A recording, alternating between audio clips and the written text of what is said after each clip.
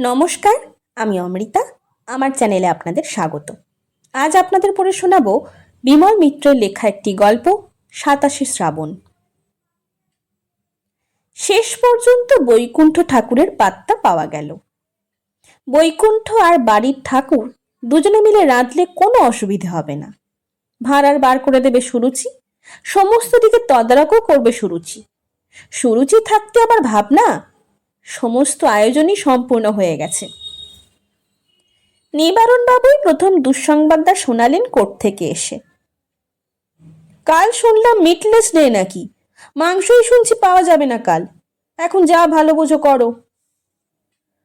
হতাশার ভঙ্গিতে কোটের গলার বোতামটা খুলে ফেললেন নিবারণবাবু। সুরবালা যেন নিদারুণ দুঃসংবাদ শুনেছেন এমনই সুরে বললেন, তাহলে আর বৈকুণ্ঠ ঠাকুরকেই বা ডাকা কেন? মাছের কালিয়া, মাছের পোলাও ওসব আমাদের বাড়ির ঠাকুরই তো পারবে। নিবারণবাবু তখন খালি গা হয়ে পাখার তলায় আরাম করছেন। বললেন, তাহলে বারণ করে দি বৈকুণ্ঠকে আসতে। বটু যাক, তাহলে আজ রাত্রে বারণ করে আসুক। 2 টাকা বায়না নিয়েছিল, সেই টাকা দুটোই গচ্ছা গেল। সুরবালা ঝংকার দিয়ে উঠলেন। অমনি রাগ হয়ে গেল? রাগের কথা কি বলেছি? মাংস যদি না পাওয়া যায় তো মাছই 4-5 রকমের করতে হবে। কমলার ছেলেরা মাংস খেতে ভালোবাসে, তাই মাংস মাংস করছিলাম। সুরুচি ঘরে এলো, বললে, বাবা, মিষ্টির দোকান থেকে লোক এসেছে, বলেছি বসতে। বসুক, বলে নিবারণবাবু উঠলেন। তারপর কলঘরে যেতে যেতে থেমে বললেন, ক্ষীর কদম্ব বলে একরকম নতুন খাবার উঠেছে শুনছিলাম, কি জানি খেতে কেমন, দেব অর্ডার? জিজ্ঞেস করলেন সুরবালাকে। সুরবালা বললেন, তাহলে যে 9 রকমের মিষ্টি হয়ে যায়। একটা ক্ষীরের খাবার ক্ষীরকান্তি তো রয়েছেই, আবার ক্ষীর কদম্ব। তা হোক, বছরে তো একটা দিন। বছরে একটা দিন, ২৭শে শ্রাবণ। এই ২৭শে শ্রাবণই সুরবালার মন্ত্র দীক্ষা নেবার দিন। 3 বছর আগে হিমালয় থেকে গুরুদেব এসে সুরবালাকে দীক্ষা দিয়ে শিষ্যা করে আবার হিমালয়ে চলে গিয়েছিলেন। প্রতি বছর সেই তারিখটি স্মরণ করার উপলক্ষ করে তার গুরুদেবকে ভক্তি শ্রদ্ধা দেখানোই সুরবালার উদ্দেশ্য। গুরুদেবের একটি ছবি টাঙানো আছে লক্ষ্মীর ঘরে। রোজ সেখানে ধূপধুনো দিয়ে প্রদীপ জেলে সন্ধেবেলা জপ করেন সুরবালা। প্রতি সন্ধেবেলা 1/2 ঘন্টা সময় ওখানেই কাটে সুরবালার। আর ২৭শে শ্রাবণ হয় উৎসব। সেদিন গুরুদেবের ভোগ হয়, নিমন্ত্রিত অভ্যাগত আত্মীয় স্বজনরা প্রসাদ পায়। সেই দিন বিভিন্ন 3টি দেশ থেকে সুরবালা 3টি মেয়ে, ছেলে মেয়ে জামাইদের সঙ্গে নিয়ে সুরবালার বাড়িতে আসে। 2 বার ভালো করে উৎসব সম্পন্ন হয়ে গেছে, এবার 3য় বার্ষিকী। সুরবালার আগেই ঘুম থেকে উঠে সুরুচি কাজে হাত লাগিয়েছে। ঝি চাকর ঠাকুরকে তুলে দিয়েছে, উনুনে আগুন দিয়েছে, বাবার দাড়ি কামাবার গরম জল, চায়ের জল, মায়ের চোখের ওষুধ, ছোট ঘড়িটাতে দম দেওয়া, স্নান সবকিছু সেরে কাপড় বদলে কালকের উৎসবের আয়োজন করতে লেগে গেছে। কতগুলো লোক আসবে, থালা গ্লাস বাটি গুনে গুনে সিন্দুক থেকে বার করলে, করে কলতলায় ফেলে দিলে। বললে, এগুলো মেজে ফেলো তো লক্ষ্মীর মা, কাজের ভিড়ে কালার হয়ে উঠবে না। তারপর কত কাজ সুরুচির। 3 দিদির 3টি ঘর সাজানো কি সোজা কথা? দরজার পর্দা টাঙানো থেকে শুরু করে বালিশ, বিছানা, মশারি খাটানো। বড় জামাইবাবু শৌখিন লোক, দেওয়ালে 2-4খানা ছবি টাঙালে, জানলায় সবচেয়ে বাহারি পর্দা ঝুলিয়ে দিলে, দরজার চৌকাঠে একটা ভালো কার্পেট পেতে দিলে। বড়দি সুরুচিকে খুব ভালোবাসে। সেবারে যখন এসেছিল তখন তার জন্যে একটা বেনারসি সিল্কের থান এনেছিল। সুরবালা ঘরে ঢুকে বললেন, হ্যাঁ মা, কত খাচ্ছিস তুই? মুখে কিছু দিসনি তো? সুরুচি বললে, চা তো খেয়েছি মা। আমি গুরুদেবকে রোজ তোর জন্যে বলি, উনি তো সবই দেখতে পান। দেখবি তোর ভালো করবেন উনি। এই যে তাকে সেবা করছিস, এতে তিনি তোর মঙ্গল করবেন। সুরুচি বললে, তাহলে দক্ষিণের 2টো ঘরই মেজ দিয়া ছোট দিদের দিই? ও মা, তুই তাহলে কোথায় শুবি? উত্তরের ঘরে? ও ঘরে পাখা নেই যে মা, গরম হবে না? তা হোক, ওরা দুদিনের জন্য এসে কেন কষ্ট করতে যাবে? মেজদির চাদরটা একটু ময়লা হলো, তা হোক গে। কি বলো মা? সুরবালা বলেন, কাল এক স্বপ্ন দেখলুম মা, যেন গুরুদেব এসেছেন। এসে আমার চোখ দুটো চেপে ধরলেন। চেপে ধরতেই কি বলবো মা, যেন চারদিক আলোয় আলো হয়ে গেল। দেখলুম গুরুদেব নেই, তার বদলে শঙ্খ চক্র গদা পদ্ম নিয়ে স্বয়ং নারায়ণ আমার দিকে চেয়ে আছেন। আমি তো মা আনন্দে প্রণাম করতেই ভুলে গেলুম। মূর্ছাই যাচ্ছিলুম, হঠাৎ গুরুদেব চোখ দুটো ছেড়ে দিলেন। দেখি আমার গুরুদেব আবার আমার সামনে বসে হাসছেন। বললেন, চিনলি আমাকে? সুরুচি বললে, মেজদিদের একটা বালিশ কম পড়ছে, কিন্তু আমার বালিশটাতেই মেজদি শোবেক্ষণ। আর ঘরে লোক না থাকলে কি আর ঘরে লোক না থাকলে কি ঘরে স্ত্রী থাকে? কি বলো মা?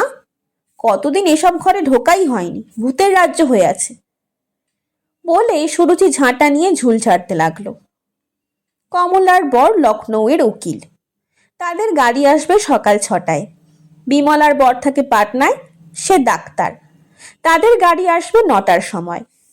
তারপর অমলার বর থাকে মালদায়, জমিদার, তারা আসবে বেলা 11টায়।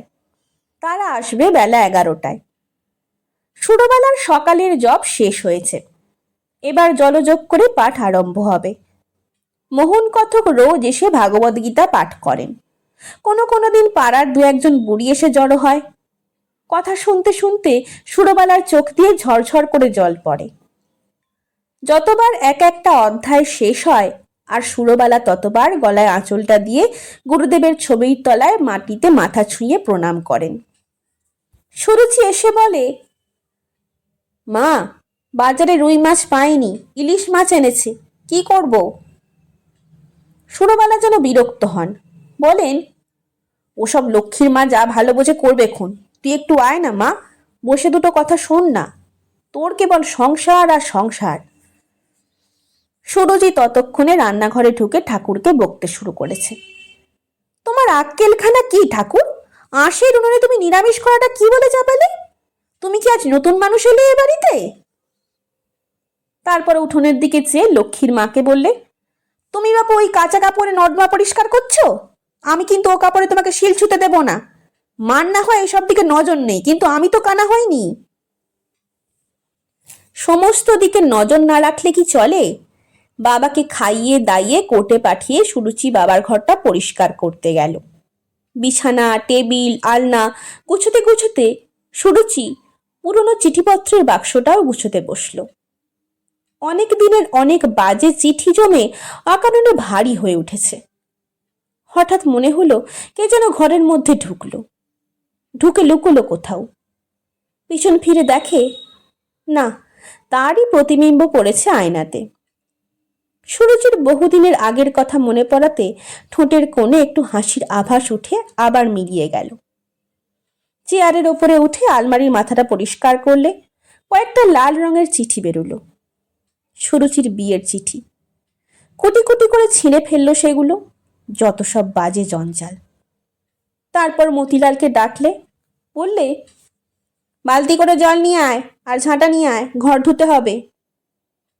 দুজনে মিলে তারপর সমস্ত ধোয়া মোছা ঝাড়া, সে এক কাণ্ড।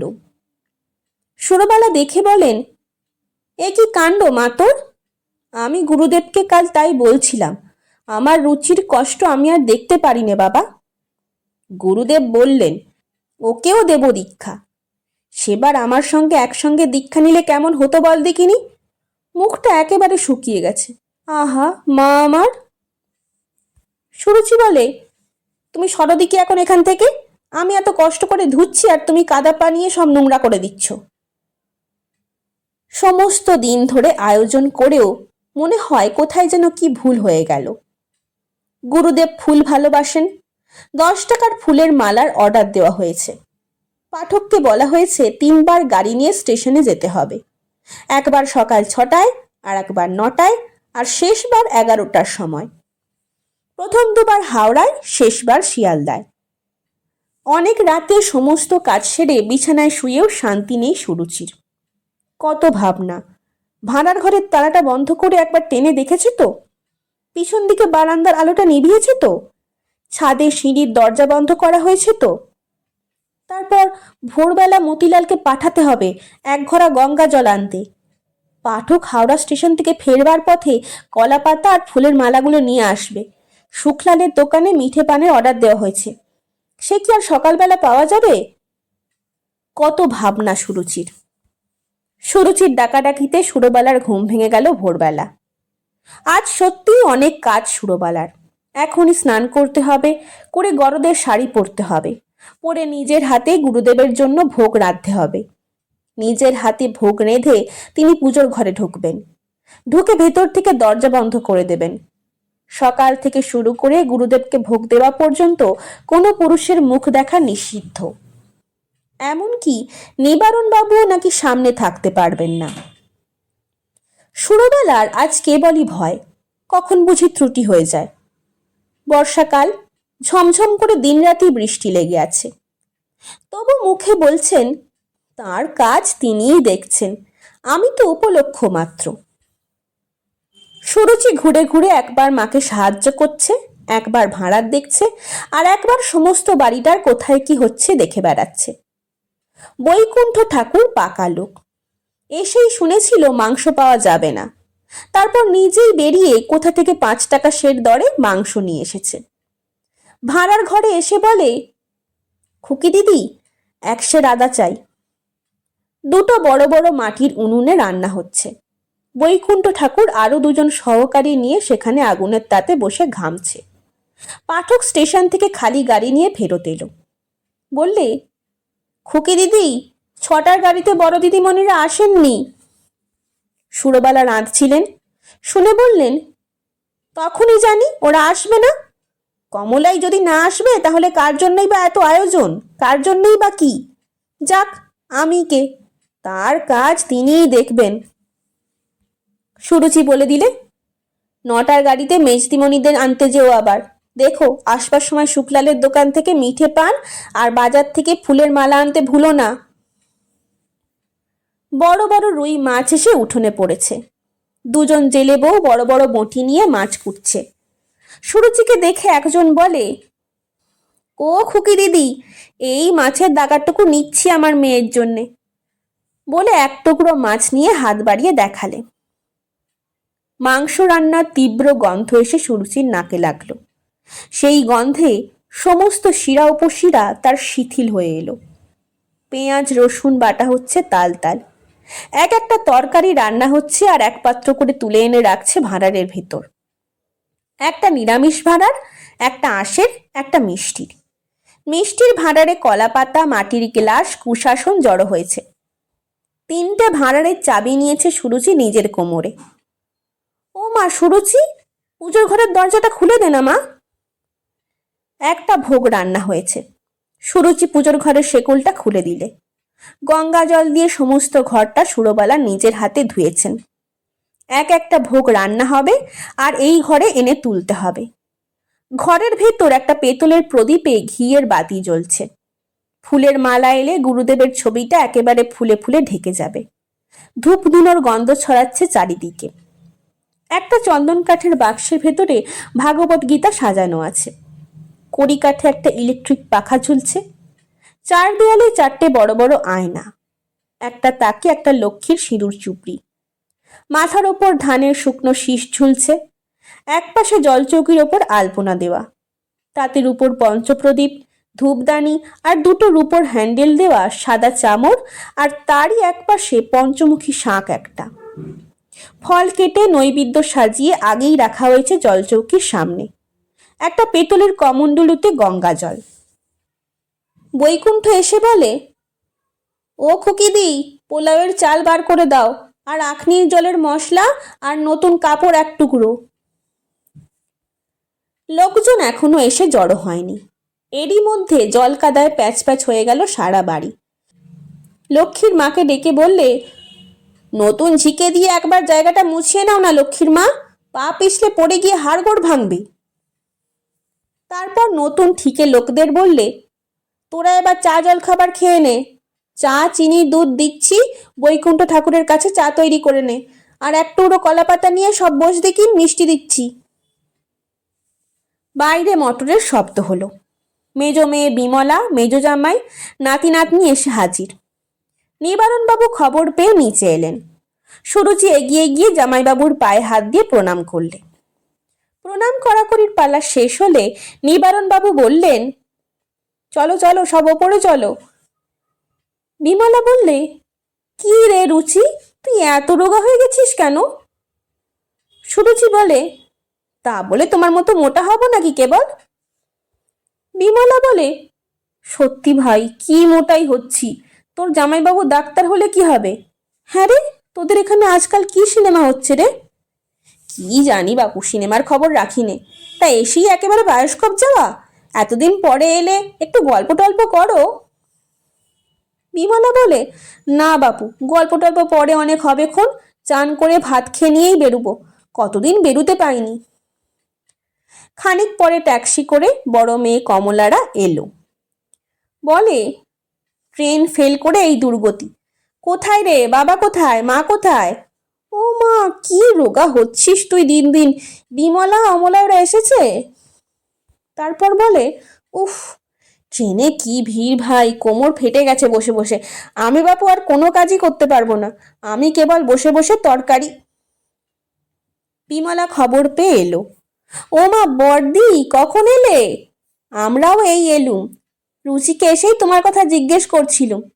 কানের এটা কবে করালে দিদি? বেশ হয়েছে। একটা কঙ্কন গড়াতে দিয়েছিলুম, আসবার সময় স্যাকরা বেটা দিতেই পারলে না। ছগাছি করে এই বেঁকি গড়িয়েছে এবার। মেরোর দেশে এই নতুন ডিজাইন। পাঠক ফুলের মালা আর খিলি পান নিয়ে এসেছে। ফুলগুলো মাকে দিয়ে এলো। সুরুচি দেখলে মার কোনো দিকে নজর নেই। ভোগ সব রান্না হয়ে গেছে, পুজোর ঘরে থরে থরে সাজিয়েছে। সুরবালা ফুলের মালা নিয়ে দরজা বন্ধ করে দিলেন, খুলবেন দুপুর 12টার পর। ছর্দিরা এসে গেল 11:30টায়। এসেই বললে, হ্যাঁ রে বর্দি, সেজ দিয়ে ওরা এসেছে? বলেই উঠে গেল ওপরে। দোতলায় দিদিদের ছেলেমেয়েরা ছুটোছুটি চালিয়েছে। দুপদাপ শব্দ সুরুচির কানে এলো। সমস্ত ব্যবস্থাই ওদের ঠিক করে রেখেছে সুরুচি। বাথরুমের তোয়ালে, গামছা, সাবান, তেল, দাঁত মাজা, সব সব। কতদিন পরে বাপের বাড়িতে এসেছে, ওদের সমস্ত সুখ স্বাচ্ছন্দ্য সুরুচিরই তো দেখা উচিত। 3 বোনের কত কাপ চা লাগবে হিসেব করে চা তৈরি করে নিয়ে এলো। কমলা বললে, তোর জন্য কি এনেছি দেখলি না রুচি? আসছি বর্দি, ওদের ঘরে চাটা দিয়ে আসি। বলে সুরুচি মেজদির ঘরে এলো। মেজদিরা স্নান সেরে কাপড় বদলেছে। মস্ত বড় একটা ট্র্যাঙ্ক খুলে কাপড় চোপড় জিনিসপত্র গুছোচ্ছে। সুরুচিকে দেখে মেজদি বলে, দেখ তো রুচি, কোন কাপড়টা পরি? তোরা বাপু শহরে থাকিস, কোনটা ফ্যাশন কোনটা ফ্যাশন নয় তোরাই ঠিক বলতে পারিস। মেজদিরা সিনেমায় যাবে, তারই আয়োজন হচ্ছে। ট্রাঙ্ক ঝেড়ে এক গাদা পোশাকি কাপড় বার করে দিলে মেজদি। বললে, দে ভাই, তুই একটা বেছে দে। তারপর বললে, আর ভাই, সেবার এসে যতগুলো ব্লাউজ তৈরি করে নিয়ে গেলাম সব ছোট হয়ে গেল, একেবারে নতুন রয়েছে, কিন্তু একটাও গায়ে হয় না। হ্যাঁ রে, এ শাড়িখানা কেমন বলতো? 80 টাকা দিয়ে কিনেছি এবার। মেজদির শাড়ি, ব্লাউজ, গয়না সব সুরুচিকে দেখতে হলো। তারপর এলো ছর্দির ঘরে। ছর্দি বললে, হ্যাঁ রে রুচি, গাড়িটা এখন একবার দিতে পারবি ভাই? আমার এক ননদ থাকে শ্যামবাজারে, একবার দেখতে যাব ভাবছি। তারপর সুরুচির সঙ্গে একান্তে অনেক কথা হলো ছর্দির। আসবার সময় শাশুড়ি বললে, বৌমা যাচ্ছ? আমার তো শরীরের এই অবস্থা, কাজ হয়ে গেলেই চলে আসবে। আমি ভাই বছরের মধ্যে এই একবার যা বেরুতে পাই, তাও বেরোতে দেবে না শাশুড়ি মা কি। তুই ভাই বেশ আছিস রুচি। তারপর আবার বললে, পরপর 3টে মেয়ে হয়েছে, উঠতে বসতে শাশুড়ির কথা শুনতে হয়। বলেন, পাড়ার কত বই দেখছি, তোমার মতন এমন মেয়ে বিউনি দেখিনি আমার জন্মে। স্বর্গ থেকে 1 ফোঁটা জল পাবে না পূর্বপুরুষরা, আমি বেঁচে থাকতে এও দেখতে হবে চোখ মেলে। তুই বেশ আছিস ভাই রুচি, বেশ আছিস। সুরুচি আবার বড়দির ঘরে এলো। বড়দি বললে, আসবার সময় তোর জন্য কি নিয়ে আসি ভেবে ভেবে অস্থির আমরা। সুরুচি বলে, বারে, আমার জন্য আনতেই হবে তার কি মানে আছে? আমার তো সবই আছে। তা সে কত দোকানে ঘুরলাম, কেবল এনামেল করা পানের কৌটো, জর্দার কৌটো, গয়নার বাক্স, নয়তো সিঁদুর কৌটো, আর আছে সব খেলনা আতরদান, সুরমাদান। তোর জামাইবাবু আর আমি বাজারে ঘুরে ঘুরে হয়রান। সুরুচি হাসল। শেষকালে এই গরদের থানটা নিলুম। একটা চাদর হবে, একটা কাপড় করবি। তোর তো আবার শুদ্ধ অশুদ্ধ বিচার আছে। কেমন হয়েছে রে, পছন্দ হয়েছে তো? সুরুচি থানটাকে বুকে তুলে নিয়ে বড়দির পায়ের ধুলো নিতে যাচ্ছিল। বড়দি ডান হাতে সুরুচির গলা জড়িয়ে ধরে নিজের কোলে টেনে নিল। ছি ভাই, পায়ে হাত দিতে নেই। তোর কথা সেখানে বসে কত যে ভাবি, তুই তার কি বুঝবি। আমরা চার বোন চারদিকেই তো চলে গিয়েছিলাম। বাবা মার কাছে থাকবার কেউ ছিল না। হঠাৎ তুই ফিরে এলি, বাবা মাকে দেখবার তবু একজন লোক হলো। কিন্তু যেদিন খবরটা শুনলুম, সারাদিন কেবল হাহা করে বুকের মধ্যে হাহাকার উঠেছে। সুরুচি বললে, আমি উঠি বড়দি। কেন, কি এত কাজ? একটু বস না। সকাল থেকে তো আজ কিছুই খাসনি। আজ সারাদিন তো তোর উপোস, মার উৎসব, তা তোরে উপোস কেন বলতো রুচি? আমি উঠি বড়দি, ওদিকে কি যে হচ্ছে কে জানে। ধরফর করে উঠল সুরুচি। যা ভেবেছে তাই। কলা পাতাগুলো আধোয়া পড়ে রয়েছে, কাক উড়ে এসে রান্নার জলে মুখ দিয়েছে, বাসন মেজে এনে জলশুদ্ধ বাসন রেখে দিয়েছে ঝি, বলবার কেউ নেই বলে মোছা হয়নি। নিজে না করলে কোনো কাজটা যদি হয়, পরের উপর আবার ভরসা। এক্ষুনি মা বেরুবে পুজোর ঘর থেকে, দিদিদের ছেলেমেয়েরা খেতে বসবে, বৈকুণ্ঠ ঠাকুর রান্না মোটামুটি সব শেষ করে এনেছে। বড়দি এলো নিচে, বললে, কিছু কাজ থাকে তো দে, বসে বসে করি। সুরুচি বললে, তুমি কেন কাজ করতে যাবে বড়দি? এসেছো একদিনের জন্যে? একদিনের জন্য এসেছি বলেই তো কাজ করব। ওরা কোথায় রে, বিমলা অমলা? মেজদি সিনেমায় যাচ্ছে আর ছোটদি যাবে শ্যামবাজারে ওর ননদের বাড়ি। বড়দি তুমি ওঠো, এখানে আমি ছেলে মেয়েদের খাবার জায়গা করি। ও খুকি, খুকি রে। ওপর থেকে নিবারণবাবু ডাকলেন সুরুচিকে। ওপরে গিয়ে সুরুচি দেখে বাবা একেবারে অসহায়, কলমে কালি ফুরিয়ে গেছে।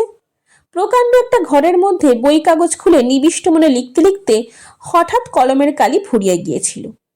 সুরুচি না থাকলে নিবারণবাবুর কলমে কালি যে কে দিত, সে একটা ভাবনার বিষয়। রুচি, রুচি। মা ঠাকুর ঘর থেকে বেরিয়েছেন। যাই মা বলে নিচে নেমে এলো এক দৌড়ে। এই সব প্রসাদ ঘরে তোল মা, বাইরে কোনো অসুবিধা হয়নি তো? বিমলা, কমলা, অমলা সব এসে পড়েছে? কেমন আছে সব, ভালো? কর্তা ডাকছিলেন কেন? বছরে একটা কাজের দিন, তাও একটু ফুরসত নেই, কলমে বুঝি কালি ফুরিয়েছিল? সুরুচির সব প্রসাদ ভাঁড়ারে তুলে চাবিতালা দিয়ে দিলে। বিমলা এলো, বললে, মা আমরা এসে পড়েছি। নিচু হয়ে তারা পায়ে ধুলো নিলে। মা চিবুকে হাত দিয়ে চুমু খেয়ে বললেন, এই রুচিকে এখনই তোমাদের কথা জিজ্ঞেস করছিলুম। এই দেখো মা, গুরুদেবের আশীর্বাদে সব কাজই তো নির্বিঘ্নে হচ্ছে। এখন কি জানি কি তার মনে আছে, সবই তো তার ইচ্ছে। তারপর আবার বললেন, গুরুদেবকে তাই বলছিলাম, আমার তো কোনো সাধি অপূর্ণ রাখুনি বাবা, একটা শুধু কষ্ট আছে মনে, আমার মা রুচির মনে সুখ দিও। তা জানিস বিমলা, গুরুদেব রাজি হয়েছেন, বলেছেন ওকেও দীক্ষা দিয়ে আসবো। এখন ওর কপাল। সুরুচি বললে, মা এবার তুমি জল খেয়ে নাও। সমস্ত কাজই নির্বিঘ্নে সম্পন্ন হলো। সুরুচির তীক্ষ্ণ দৃষ্টি প্রত্যেকটির দিকে, কোথাও কোনো বিশৃঙ্খলা হবার উপায় নেই।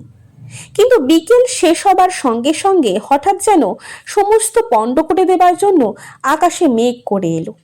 তারপর ঝড় উঠল, তারপর এলো বৃষ্টি। সে এক প্রলয় কাণ্ড।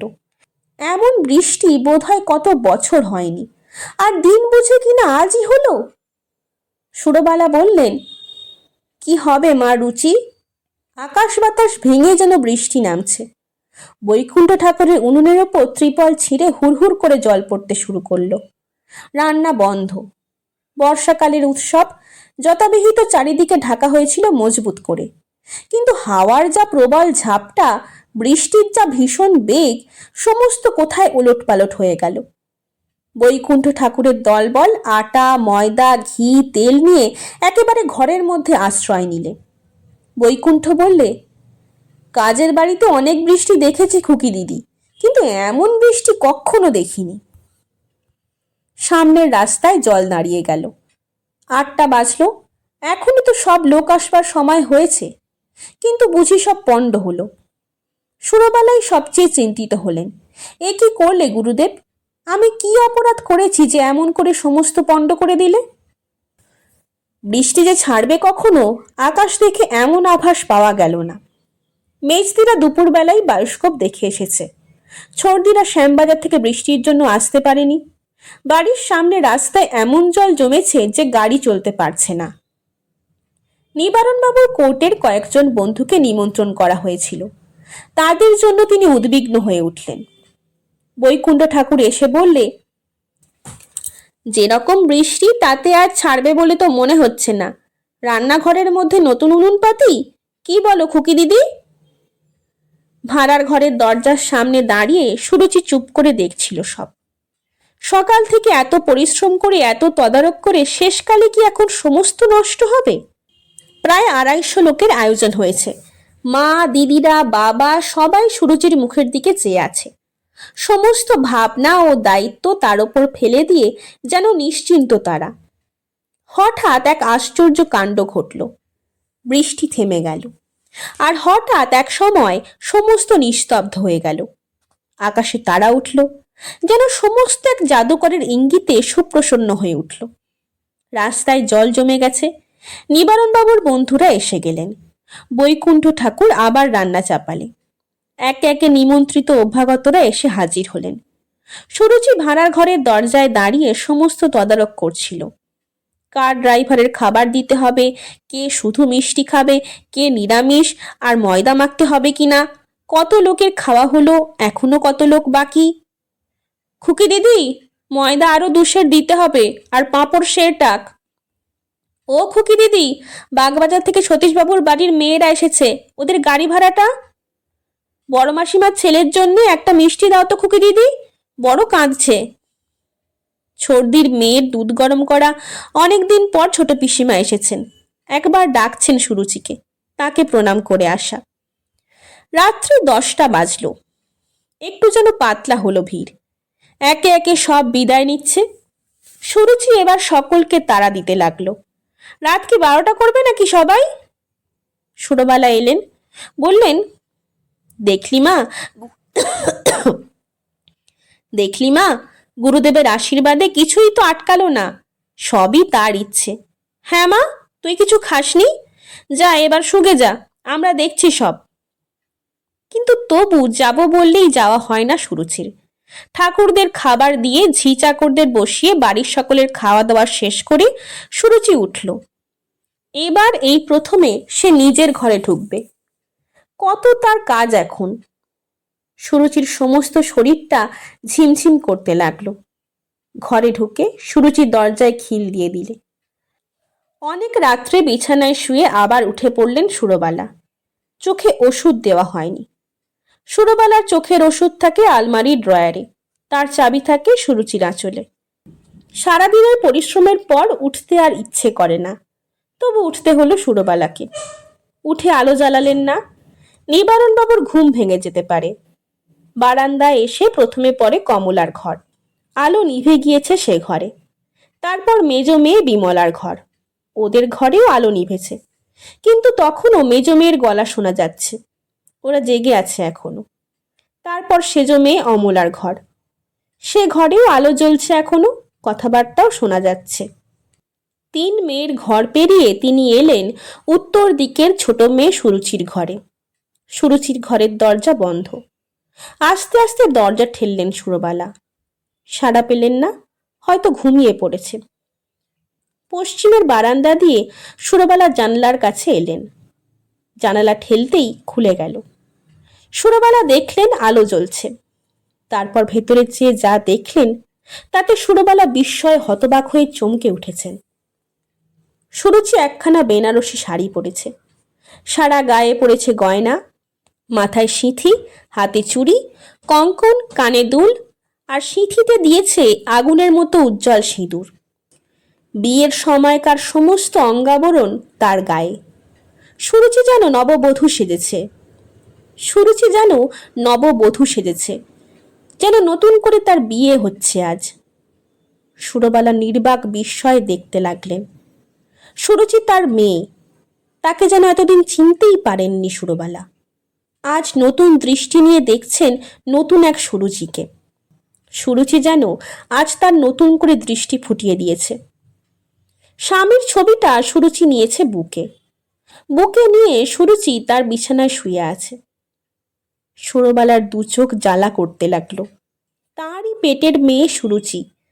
সমস্ত দিনের বেলা সুরুচির সঙ্গে এই সুরুচির সঙ্গে কত প্রভেদ। ছবিটাকে বুকে রাখলে সুরুচি, মুখের ওপর রাখলে, তারপর বিছানা ছেড়ে উঠল। একে একে সমস্ত গয়না খুললে, কানের দুল, হাতের চুড়ি, বেনারসি বদলে পরলে সাদা থান একটা, সিঁথির সিঁদুর ঘষে ঘষে মুছে ফেললে। সুরবালা দেখলেন সুরুচি সেই নিরাভরণ শরীরে স্বামীর ছবিটি সাজিয়ে রাখলে মেঝের এক কোণে একটা জল চৌকির ওপর। সেখানে আলপনা দিয়েছে বিচিত্র করে, ফুল দিয়ে সাজিয়েছে, ধূপ জ্বাললে, প্রদীপ জ্বাললে। সুরুচি উঠে বসে এক দৃষ্টি চেয়ে রইল সেই দিকে। গভীর ধ্যানমৌন মূর্তি তার। সে যেন এই জগতের সমস্ত মায়া, সমস্ত আকর্ষণ থেকে দূরে গিয়ে স্বামীর সঙ্গে একীভূত হয়ে গেছে। তারপর হঠাৎ এক সময়ে যেন সম্বিত ফিরে পেয়ে মেঝের ওপর উপুর হয়ে পড়ল। সুরবালার মনে হলো যেন সুরুচি মূর্ছা গেছে, আর উঠবে না।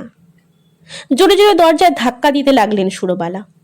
ও রুচি, মা আমার! দরজা খুলল। মুখোমুখি দাঁড়িয়ে সুরবালা আর সুরুচি, আর মাঝখানে একটি দোদুল্যমান মুহূর্ত, একটি মুহূর্তের ব্যবধান। মার মুখের দিকে চেয়ে সুরুচি হঠাৎ একটা অস্ফুট আর্তনাদ করে সুরবালার বুকের ওপর ঝাঁপিয়ে পড়ল। সুরবালা দুই হাত দিয়ে জড়িয়ে ধরলেন তাকে। মা আমার, সোনা আমার! সুরবালার মুখ দিয়ে সান্ত্বনার ভাষা আর বেরোলো না। সুরবালার চোখ দুটো শুধু জ্বালা করতে লাগলো। সুরবালার মনে ছিল না সুরুচির হাতের নোয়া আর সিঁথির সিঁদুর ঘুচেছিল 27শে শ্রাবণ। তার গুরুদেবের উৎসব আর সুরুচির সর্বনাশ সে যে একই তারিখে। সে কথা সুরবালার কেমন করে মনে থাকবে?